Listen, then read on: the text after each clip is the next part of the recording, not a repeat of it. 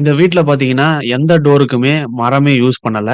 ஏன் அப்படின்னு கேட்டீங்கன்னா, இந்த மெயின் டோர் எடுத்துக்கலாம். இதனுடைய சைஸ் 4 அடிக்கு 7 அடி சைஸு. இதே டிசைன்ல இந்த அளவுக்கு திக்னஸான ஃப்ரேம் பண்ணணும் அப்படின்னா, டீக் வுட் யூஸ் பண்ணீங்கன்னா, கண்டிப்பா 80,000லேருந்து ரூ. 1,00,000 வரைக்கும் ஆகும். ஆனா இந்த ஸ்டீல் டோருடைய ரேட் வந்து பார்த்தீங்கன்னா, ரூ. 48,000.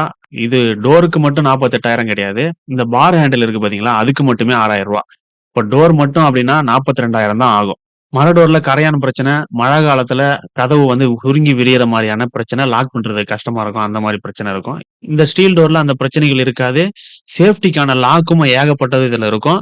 அதனால இந்த ஸ்டீல் டோரே வாங்கியாச்சு. இது ஸ்டீல் டோர் மாரி பார்க்கறதுக்கும் தெரியாது. லுக் வைஸ் மர டோர் மாரி தான் இருக்கும். தட்டி பார்த்தாலும் சவுண்ட் மெட்டல் மாதிரி வராது.